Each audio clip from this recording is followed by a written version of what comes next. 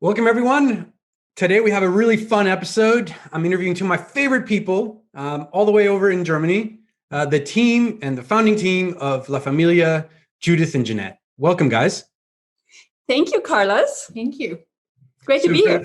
For the audience, we are co-investors and we've done several deals together, and I've constantly gotten great feedback from founders that work with you, both from Judith and from Jeannette as well.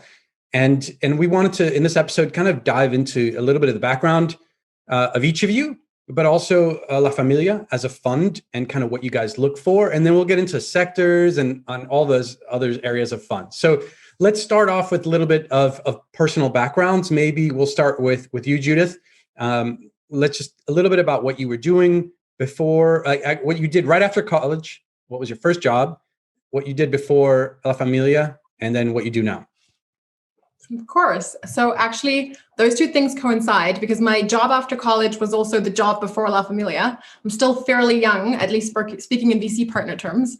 So right after college, I joined Facebook because while I was still at uni, I was doing a lot of research with Facebook data from Instagram and Facebook. I always like to say I was Cambridge Analytica, but like with a good conscience and like with actual morals. And so joined Facebook, managed the biggest global account, Amazon, and their European business, and started the Facebook VC initiative, working with startups and VCs across Europe on scaling their portfolio companies using data-driven strategies to basically deploy their money in terms of advertising and user growth more wisely. And then Jeannette kind of found me, and we were introduced by a friend, and she told me all about her vision for the future, for Europe, for the bridges that need to be built. And it was very much a gut decision of, joining her, quitting my job at Facebook.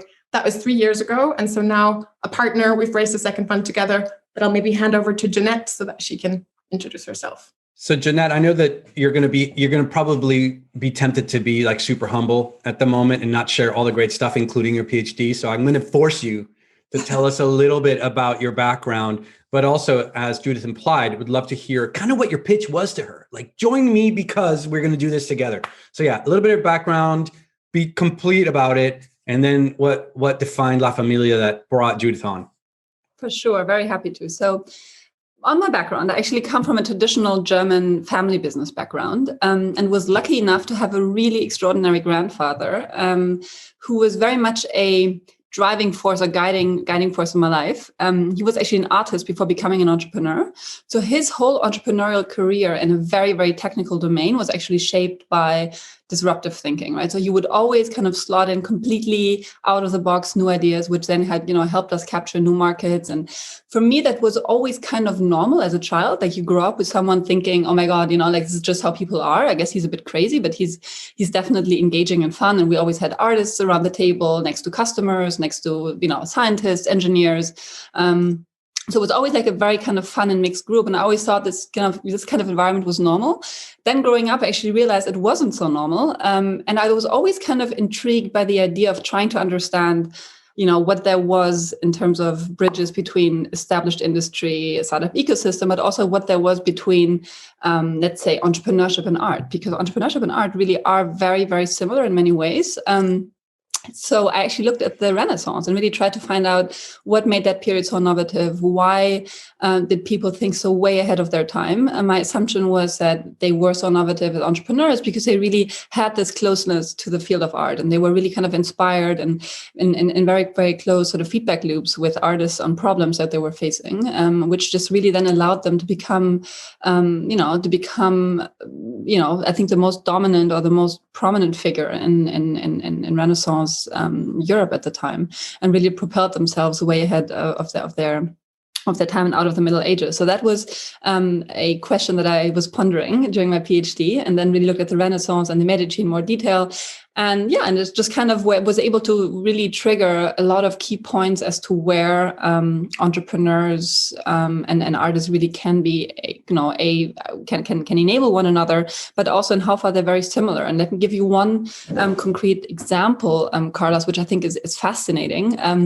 It's actually that of disegno. So disegno is a term that was coined by Vasari in the 15th century. And what he meant by that was really this whole notion of genius, right? This whole notion of art is actually not a craft, it's actually a stroke of genius. And it actually means the transformation of an idea into reality. So manifesting an idea into something that is tangible to others, which to me actually is also very similar to the way you would describe an early stage company, right? So now maybe closing the loop from my kind of more academic background to what then intrigued me in my working career, which then progressed actually in a equity fund that was focused purely on entrepreneurial-led companies that were listed on the stock exchanges. So I really got to meet a lot of interesting entrepreneurs at the later stages of their success, which was a really kind of formative experience for me. And then coming back from Paris to Germany, kind of quickly understood that, the whole ecosystem here was changing. Our family business was really in dire needs of innovation, was really I kind of very far behind. I think most of established industry these days, right? It was just showing that they had very little visibility on enabling technologies, little visibility on cloud infrastructure, anything that would really kind of take them towards the 21st century. And that is when I actively started, investing into B2B early stage companies, which was a very kind of, trend that was in its infancy 4 or 5 years ago, when the whole Berlin ecosystem was still very much dominated by the rocket internet, consumer driven businesses. And you just had the first kind of wave of companies at the time, of founders that really turned from consumer to B2B, because a lot of the, I guess, trends that, initially were visible in consumer then kind of just trickled down to enterprise. Exactly. And that is when La Famiglia was born. And so what was your pitch to Judith? My pitch to Judith was that we need to make sure Europe does not fall behind, and we have everything at our hands to do so. And her incredible talent is wasted at Facebook. She can make a stellar career there. And actually, had I known how good she was, I would have been way more intimidated in that call. But I think because I wasn't so intimidated in the call, I would just basically just overwhelm her with charm and overwhelm her with the idea of us being able to contribute to what we see as a huge opportunity for Europe, not to fall behind against the US and China. And she bit. And we actually connected over the fact that we both did the same study course for undergrad. So we both started out in Munich studying communication science and economics. And so that was like a conversation starter, because we somehow have very similar roots in terms of where we started, but then ended up in a field that was completely different. Wow. No, that's great. Well, I'm also intimidated by every time I talk to Judith. So there you go. We have that in common, Jeannette. There you go. Same back to you, Carla. Same back to you. I think when Jeannette, when we were talking a little bit before about what La Famiglia stood about, I think you also shared with me that it's important to have a place to belong. And I think, one of the values that you brought was this idea that you didn't like how people can sometimes feel like they've never been able to belong, and that you wanted to create a community that would be one where people felt inclusive. And so maybe you can talk about that element of La Famiglia. Like what is it that you guys are trying to build for the people you back? Yeah. So I think, belonging for us very much means that we don't like to think of relationships or even networks as something that's transactional, which I think, 2020, 2019, the kind of 20th century in general, the 21st century as well, is all about kind of the communities and how information spreads across networks. And, with social media and, VCs and, platform VCs, that has become ever more prevalent. And I think these days, everyone likes to say that, they're like a family, or, they've got very, very strong networks. But for us, I think it's something that we really mean. So I'm, currently sitting in Jeanette's home in Heiligenberg, and we're spending kind of, the end of the year together. We have a lot of offsites with our team where we really do feel like a family, that has its ups and its downs, that sometimes make certain conversations, I think, tough. But, it also helps us get through, really, really tough times in the market. I think the way that we portray that to founders is that we have, a set of events that pre-COVID were offline. Now we've tried to take them online, and we have a relationship with them that really goes beyond just the transactional nature of us being invested into their fund. That can mean, kind of knowing, the names of, their babies. That can mean, sending them presents. That can mean, Jeannette consulting them on like all the kind of ups and downs of, having a family and being a founder at the same time. But that also means, I think, for us, really kind of putting the people first and trying to put our ego aside. I do think also, having sat in, many board meetings now, I think, you definitely are one of the best examples of, I think, what board members should be about.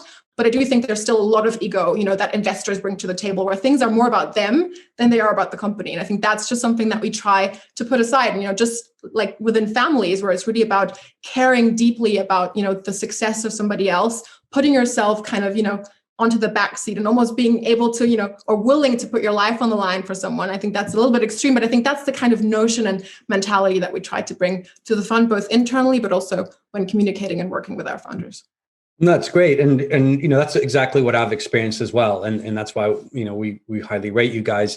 And one of the other... Adding to that, Carlos, from one angle, which is more from a established industry angle, right? I think that the name La Famiglia very much comes from, or is based on trust as well. And I think we've been able to kind of build trust with established industry leaders that, has formed over, years and decades sometimes. And that kind of trust layer, we are kind of, basically transferring over to our founders once we start backing them. Mm-hmm. And that is just kind of, let's say, trust extension or bond that you get once you join La Famiglia. And that is what really, I think, makes us very special. Yeah, well, if I take that and I call it the soul of La Famiglia, there's also the structure of La Famiglia. And I wanted to jump into that. So I know that one of the things that you guys do is you help founders get into a deep dive and assess a product market fit within their customer base, whether it's like looking at industries that you're familiar with from your family business, Jeannette, or other industries that are, globally minded. One of the things that you guys have definitely specialized is in looking at the way established companies connect with startups and sort of educating both parties on how to talk to each other. Maybe you can talk a little bit about where that comes from, and then how does that work? Like, what is it? What is the offering there for a founder? Mm-hmm. I think one thing to keep in mind, Carlos, is that entrepreneurs, once you put them face to face, they always speak the same language, even though they've kind of, they come from different generations, they come from different, they've built their companies in different times, so to speak. But as soon as you strip everything off, all the org, the second and third tier management level, and you really have put them, eye to eye, they always have the best interest of their company at heart, right? I think that is something that is fundamental to what we do at La Famiglia, because that's where sparks get triggered. That's where partnerships get triggered. That's how they really manage to form a bond, and where the bond of La Famiglia, I guess, extends. And looking at the let's say differences that need to be bridged, it's very much in communication. So it comes very much down to, you have to understand that the one party has everything to lose, right? They're always more fearful because they have already built a large fortune. They've already built a large company. They carry responsibility for many, many employees. So they are always a bit more, let's say, careful in the steps that they choose, versus a startup that has everything to gain and everything to win, right? And I think just calibrating that dynamic in the way that you position them one to another, and, basically being almost a translator of language, if you like, What are the top three translation elements that you normally see as critical to sort of explain to a startup? Like, I'm going to give you some examples of what I mean by like translation elements. It's like expectations around who the decision makers are, or expectations on sales cycle speed, or expectations on approval process. Like, maybe just give me an example of the kinds of things that founders usually don't know or don't consider when talking to these more established companies that will affect them and will affect you as an investor in terms of like when you can see demonstrable traction. I think one thing that we definitely see is profitability and the importance of profitability. Like, established industry entrepreneurs, because they've had to be profitable, because they had to, most of the time bootstrap their businesses. There was no huge VC landscape back in the 50s, 60s to build their companies. Like, profitability is important for them, and sustainability is important for them. And so I think, founders come in with the kind of rapid innovation and, we're going to like boom, boom, boom, kind of work our way into the market and not be profitable forever. Like, that can be a language that can be difficult for, I think, entrepreneurs from the established industries. I think rightly so. And, yes, we know the Amazon examples and the Tesla examples, and how very often the big transformative elements come out of, an area of, not being profitable to be able to go after the big shots. And I think it's then our jobs to educate kind of, the more established side of the market on, being able to follow these trends. But I think also the entrepreneurs, who very much work on VC burn, and, they think like the money will just always come flowing. I think it's also important for them to be grounded and understand that for many companies out there and for many of the employees, have jobs in the German and European ecosystem and industry, like profitability and also sustainability, and sometimes taking a step back and not always breaking everything, right? With regard to like my previous employer, Facebook, like, be fast and break things. I think that is not necessarily a notion that would apply to all the industries, and where both sides from the table can kind of learn from one another. Yeah, maybe adding to that, I think there's another point that we see a lot, which comes down to really getting product market fit right, getting a sensitivity for what the user actually needs, and being able to listen to the cues and being able to pick those up from the actual people, the actual end users, right? It may not be completely data driven in the beginning. It may just be something where you have to do qualitative interviews, where you need to actually go to the damn shop floor, pick the person and just watch what he's doing and what his day actually looks like. As stupid as that sounds, but that is definitely something that we have that we have seen. And then secondly, I think when you were asking about concrete go-to-market dynamics, one thing is that founders always expect things to move much faster than they actually do. And sometimes it just comes down to that this person, for example, doesn't know the precise, let's say, or is not able to point the solution towards a colleague that that would be right to basically take care of this at the next step. So just being able to navigate the org yourself as a founder, trying to figure out or pinpoint the three people that would be relevant, and just kind of asking that initial person for an introduction can just speed up things enormously. So it's little cues like that we help them, that we help our portfolio companies navigate. And I think to this point, because I think that's a super interesting point with regard to the observational element of B2B, we always say, and we were both social scientists by training, at least when it comes to our undergrad, we always say that B2B is all about social science. It's about social context, which is, counterintuitive, because you would think that is B2C, but in B2C, it's, more about the vision and the brand and, riding on this huge wave that is building up in the viral market. Whereas in B2B, it comes down to people. And if you have the ability to really observe, listen, shut up, and, kind of work your way from that, I think that is the biggest asset that founders can have in terms of catering their solution to what is needed in the markets that they're tackling. And that's also a perspective that we try to kind of foster and instill in them.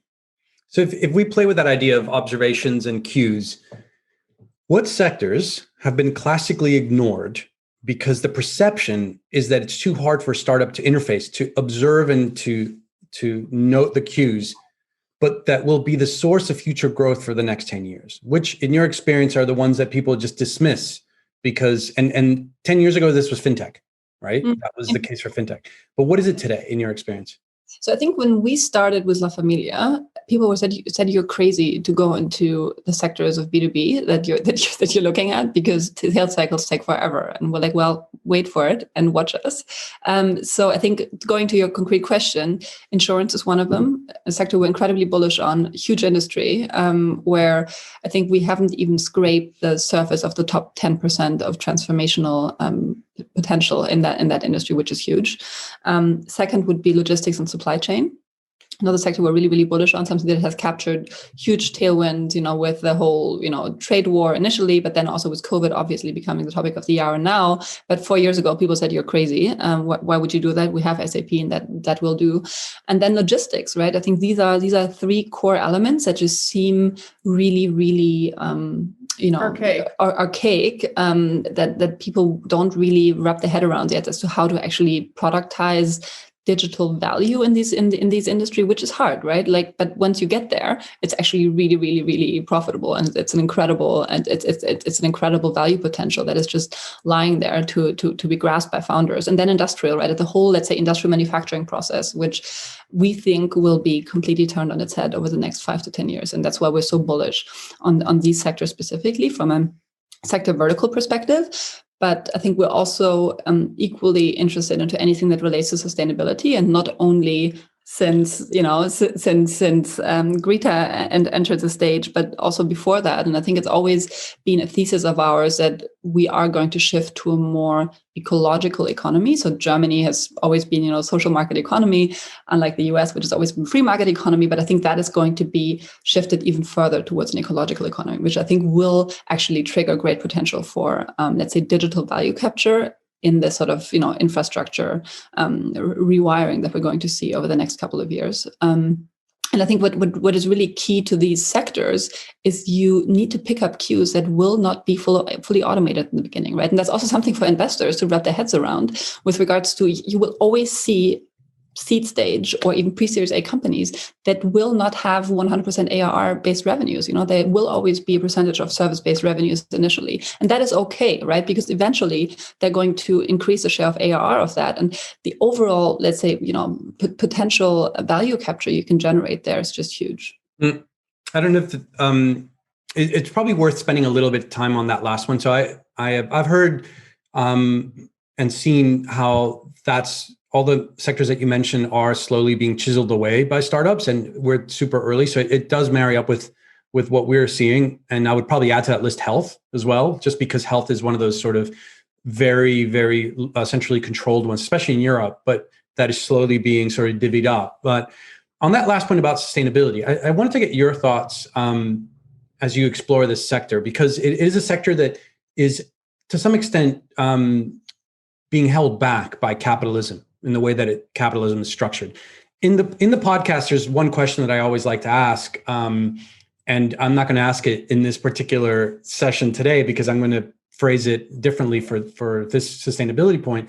And the question I usually ask at the end of the podcast is like, what do you think will look 50 years in the future? What do you think we'll look back on today and think, oh my God, how did we let this happen? And if you look classically, like for example, 100 years ago, it might have been like slavery or taking over the Americas or whatever. Like there's a number of things that we look back on and we're like, how the hell did that happen? How did we let that as a humanity happen? And one of the things that I think it's an easy answer to this is, how did we let climate get out of control, right? How did we let environment get out of control? But the problem is that there isn't like a mechanism by which to tie capitalism to that. And so therefore you have these sort of attempts to self-regulate or to penalize organizations. And you've seen like Kyoto Protocol related stuff, and so I'm just curious as to, how do you guys think about investing in companies where at the moment there is no direct linkage between them being successful and not crippling the current way capitalism works in the outcome? An example of this would be like a fishing company, like a tuna fishing company is perversely motivated to overfish beyond the point of the fish reproducing because it drives up revenues and shareholder value, right? How are you thinking about investing in social impact and ecology in light of this?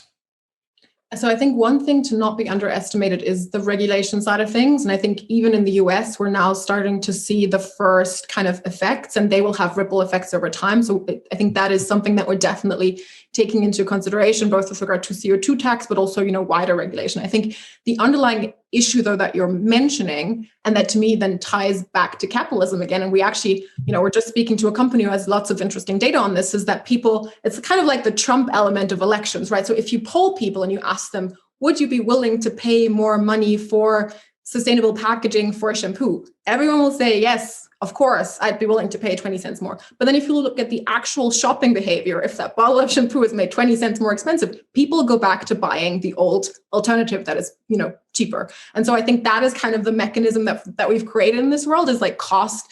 And, money is kind of the ruling element of the world that we live in. And so I think for us, both looking at technologies that can really, be cost effective and really be able to compete with the alternatives that, might be cheaper and be either able to offer superior quality or offer the same quality at cheaper prices. I think that is part of the element that will just, need to be there for solutions to really take off in the market, because just banking on, a small part of, wealthy people in the West being able to, afford, the kind of super, sustainable whatever, I think that's just not something that will work for the globe in its entirety. And I think already COVID is also showing us that, you mentioned earlier today, like the scissor that we're seeing kind of, spreading in society, like this polarization where we see the kind of more vulnerable sectors of society who are really struggling, in terms of economic crisis, in terms of the pandemic. Like, are they really the people that we can then ask to pay more for sustainability, that we all messed up, as the kind of population of this world in its entirety? And so I think that's a super, super hard question. It's a question that we ask entrepreneurs is,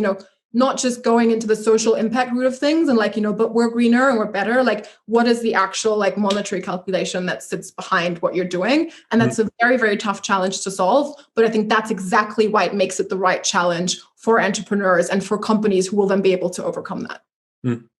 And I think there's also the element of thought leaders, right? I think a lot more and more people look towards idealizing tech entrepreneurs for what they're doing. And I think if they go ahead and basically kind of make sure their whole value creation supply chain become carbon neutral, then it's definitely something that will influence, I think, the broader public to a great degree. And secondly, I think I wouldn't underestimate, as Judith said, regulation. Also, when it comes down to, BlackRock's recent announcements of, basically them wanting to back, carbon neutral, or they say carbon conscious companies, them being the largest asset manager in the world is going to have a severe influence over that. And I think maybe just going to your question, Carlos, of what will we say about 50 years ago? How would you let that happen? I think I hope by that moment in time, we will say we've also put our children back into nature and taken them out of social media and into something that actually forms us as human beings. I think that's just one thing that I think we need to preserve nature, and we need to make sure our kids get back into nature. Thank God I live in the countryside, so I basically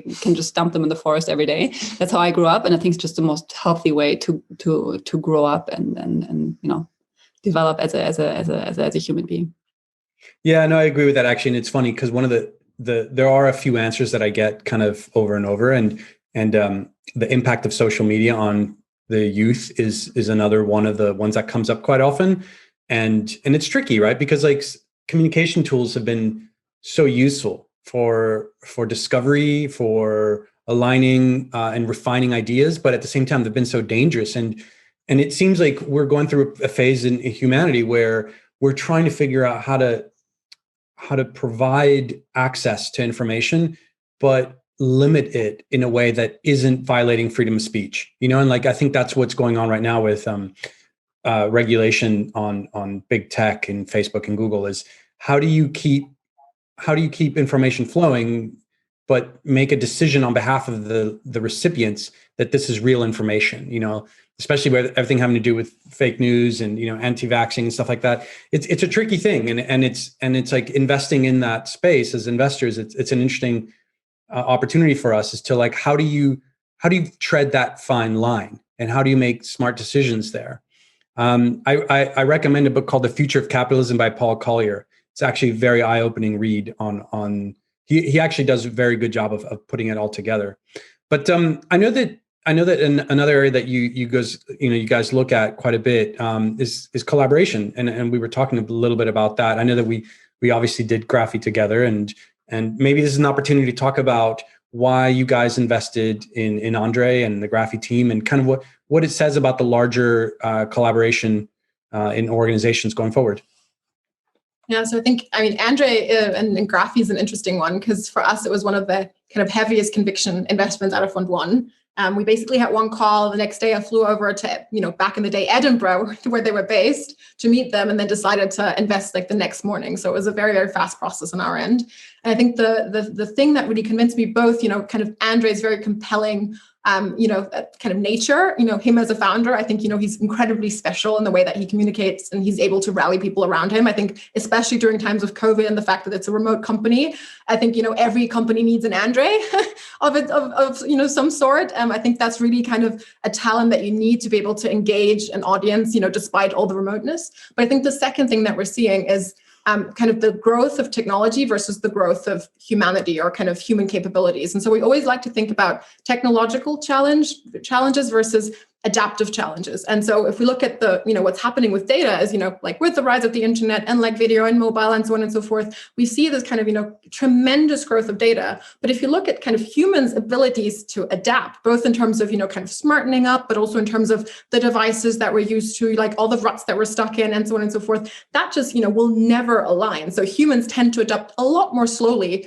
than, technology and data does. And so we really want to see companies that can bridge the gap, in between how humans, can move forward in this world, but also kind of, making sure they are productive in terms of dealing with these amounts of data around them. And so I previously worked at Facebook, and I had the insane kind of privilege of, being on more of the kind of engineering track within Facebook. I was working in the sales team, but I was working with a lot of engineers, and I was building a lot of dashboards. I was kind of, pulling lots of SQL queries from like data pipelines and so on and so forth. So that was my job. That was my kind of world.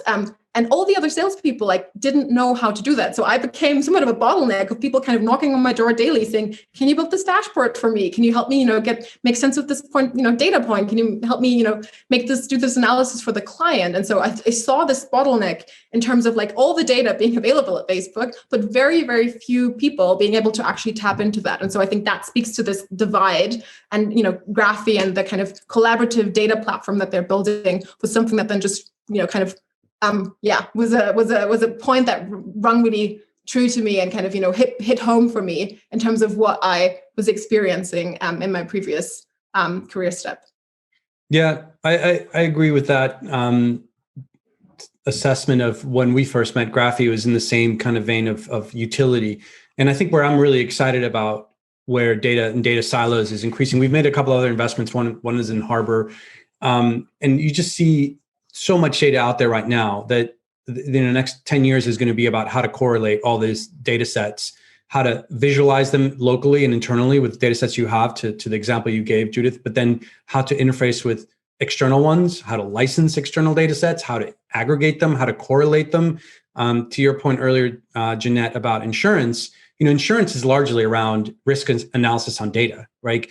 I think the insurance industry is going to be entirely revolutionized around micro levels of risk assessment, all the way down to an instance of an activity, and then being able to have micro policies going forward. So yeah, it's an interesting. To add to that, Carlos, I think it's also going to be about more dynamic data, right? I think insurance policy so far has always been on historic data sets. I think what is going to be the challenge of the new normal is going to be, how do we actually factor in real-time data into our policies and incentivize good behavior? I think these are very interesting challenges for the insurance industry. Yeah, and also for the logistics and supply chain industry, right? It's adding live situational awareness, and then also being able to then with that tax routes that are overly congested. I mean, the entire internet protocol is built around quality of service and effectively taxing routes that are overused. And so this aggregation of data is going to enable all this stuff to happen. Going back to a comment you made, Judith, about Andre, one of the things that obviously we could wax lyrical about our good friend Andre, and hopefully when he listens to this podcast, he'll be amused. But it's, I think one of the things that's really important, obviously, as an investor, is assessing a team, right? Assessing what are the attributes that it takes to succeed. And, you never have the perfect mix of attributes when you start. Usually it's one or two friends that come together. And what are the things that you guys look for? I know, Jeannette, you mentioned that you look for people with an artistic mindset sometimes because of the background that you have. But maybe just walk us through a little bit about what your attribute list is, what your ideal elements are in a founding team. Yeah, I think what we really want to see is founders with very bold and transformative visions, right? And that kind of have something in their character and in their nature that just wills the future into being, right? So this is kind of crazy quantum physics stuff, if you like, but I definitely believe there's an element of a reality distortion field in any good entrepreneur, right? Because they kind of see something in the future that is not visible to others, and that they kind of then slowly manifest into something that becomes graspable to others, right? This comes down to good leadership more broadly, right? I think great leaders see the future 10, 15 years ahead, but they have to break it down to bite-sized pieces that are digestible for customers, that are digestible for investors. So I think the storytelling element in there is incredibly important. I think the second thing is these founders have typically understood something about a market that others haven't understood, right? And that's kind of what we're probing, because we will never, be as hopefully we will never know more about a market than a founder does, right? So hopefully he's going to be able to tell us something that he has understood about the market that others haven't, and then a lot of that won't be what a reference call with BCG or a reference call with customers active in that market will currently tell you. When we did our reference calls on Freight Hub at the time, we were told by current logistics providers that they will never ship a single container. And here we are, right? And they're shipping, I don't know how many, but tens of thousands of containers every year. So I think that is the second thing. And I think then the third thing we were always kind of trying to probe in founders is trying to understand how scalable do they think about building and forming a team? And do they understand what it takes to not scale a company to 150 people, but really beyond that, right? Where you actually build a organization below you that becomes somewhat political, right? All of a sudden, you cannot micromanage every product stream. So you ultimately have people in place directly below you that have the smarts and wits to do what they're supposed to do, but that also have a political agenda of their own to some sort, right? So you need to kind of abstract yourself away to a certain degree, enable these people whilst also retaining control. So I think this is just something that is baked into the DNA of certain people that have that, leadership mindset and mentality. And I think spotting that early and probing that in early conversations is something we're very much on the outlook for when we're diligencing at companies at seed stage. Anything to add to that? Anything to add, Judith? Oh, I think that really summarizes it perfectly. I think we definitely do have a bias for doers versus strategists, right? So the example that we always like to quote is the kind of, founder who comes with a deck of 50 slides and like all these ideas of what they might be able to build, but there's like literally not even an MVP and they haven't even started building that, versus a founder that has a somewhat crappy deck, but they've got like, a cool MVP, or they have a lot of kind of small steps that they've taken that show you that they're able to like get shit done. And so I think that's certainly a bias that we have in the fund, like less strategy slides and more, just show us how you can move this market forward. Yeah. And I think maybe like one analogy we always like to draw is that looking at an early stage company or like a seed stage business is often like looking at a drawing of Picasso in the best case, right? Where other people will look at it and say, wait, there's no color, like this doesn't look like a bird, this really doesn't look like a face, like what is this guy doing? This is definitely not a painting. I don't think he's up to the task, forget about it, right? But other people could look at it and say, well, there's actually a new language of describing the world, right? There's something in there that shows me that this guy has a unique perspective on that given problem, right? And maybe that perspective will succeed. And I think you want to go for these companies because I think it's always a question of like risk and reward. I think that the chances of these companies working out may be a little bit lower with regards to overall likelihood, but when they succeed, they really go big and they really have an impact. And that's what we're very excited by. Nice. All right. Well, we're going to go back to talking about you guys a little bit, just for the listeners to sort of, now that they've understood La Famiglia, what you guys are interested in, what you guys look for. I want to go full circle and back to you guys. So I'll start with you, Jeannette, just because you were just sharing some thoughts there. Biggest mistake you've made in your career, but that taught you the most? Yeah. I think the biggest mistake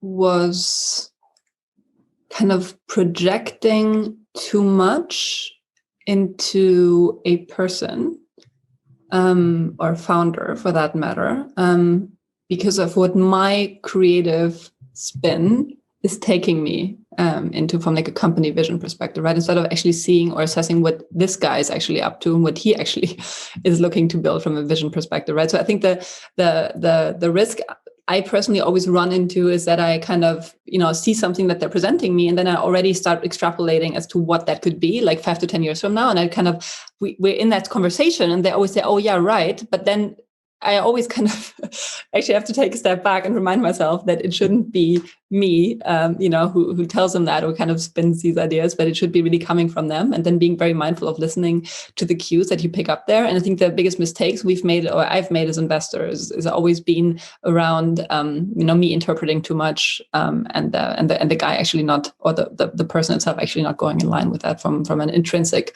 motivation perspective. I think that would be one. Judith. I think for me, it's an easy one, like not studying computer science or physics for that matter. Thank you, physics teacher of the 4th grade who discouraged women from studying physics. I will find you one day and will haunt you down. But that is my biggest regret for sure. But that's a regret. That's also a career regret necessarily, right? Yeah, but I agree. But in some, not a career regret, but I think would have definitely helped me. Hey, man, it's never too late. Fostering the whole STEM movement in Germany. So we're trying to get more women to actually study. It's never too late to pick it up. There's tons of, I know we didn't even talk about ed tech, Judith, but it's like, definitely it's never too late to learn new things. All right. So the next question, this is an extra fun one because you unfortunately have to answer on behalf of each other. So what's the one superpower that your fill in the blank colleague has? So Judith, you need to answer it on behalf of Jeannette. So like, what's the superpower that would you use to describe Jeannette that she has by your observation? So I think she's able, like no one else I've ever met before, to draw people in and make things happen. So this ability to mesmerize, but at the same time, not staying abstract, but actually moving things forward is something that I think every member of our team sees in Jeannette. And, the reason for, I think, why La Famiglia is where it is today. And also something that every founder appreciates. So I always like to say, I'm not the toughest negotiator. She is. Whenever things get really tough, I call Jeannette to, give me some prep talk on actually getting through this negotiation and not kind of, bending down or breaking with the pressure. Because I think that's something that she just does fantastically. And I think in Judith, there's so many, right? It's really hard to pick one. If I had to kind of summarize one that kind of stuns me every time is the incredible, let's say, strength on both the IQ as well as the EQ side of things. I think most people either have one or the other. With her, both are equally strong. And then the ability to kind of really go from macro to micro in a second and kind of, break down complexity, but also, being able to see complexity as it unfolds is incredibly valuable and is very, very unique to her. There you go. That's great. I find it's impossible to get anybody to say that about themselves. So there you go. That's a good way of doing it. I mean, Judith pretty well, Carlos. What do you say? Was that a correct? I would say both descriptions are very accurate. Both descriptions are very accurate. Okay, so the last question is, and you're not allowed to reference anything having to do with La Famiglia or anything you're doing within La Famiglia, but what's the biggest achievement / goal that you have on a personal basis for the next 2-3 years? Can't be work related. Whichever one has it first, go. I would say spending more time with my teenage sisters. We have a little bit of a kind of, difficult kind of, family backstory. Parents got divorced. We've got 2 sisters who are absolutely lovely and very, very smart and brilliant. I really want to take time and spend, a little bit more quality time with them. I have a very, very close relationship with my other siblings, but, just given the age gap, I think that's something that I want to do more work on. I think it's a very exciting time in their lives. They have very different views. One of them is actually, somewhat of a political influencer these days for kind of socialist ideas, which I, support her in like whatever way she wants to take, even though it's not necessarily the way of a venture capitalist. But I'm incredibly proud of them. And I really want to make sure I go back to Munich a bit more and, really spend some quality times with my fantastic sisters. Exactly. And even though that sounds cliche, I have 4 kids, the eldest turning 7 soon and the youngest being 5 months. So I think for me, it's definitely making sure I get enough time invested personally to, guide them into life, make sure they become curious and mindful and respectful little human beings, and build that treehouse that my little son has been bugging me on. So we already have it all drafted and planned, but I have to actually get around and build it with him. So that's one of the key projects for the next couple of years.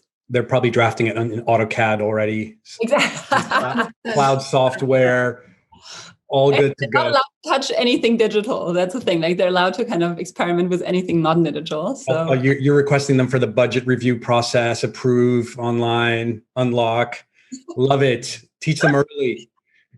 Guys, it's been an absolute pleasure having you both. It was definitely unexpected to have both of you in the same place at the same time, but it worked out really well. So thanks for joining, guys. And until next time. Thanks for the you, great Carlos. questions. Thank you for your time. Have a great day. Bye-bye.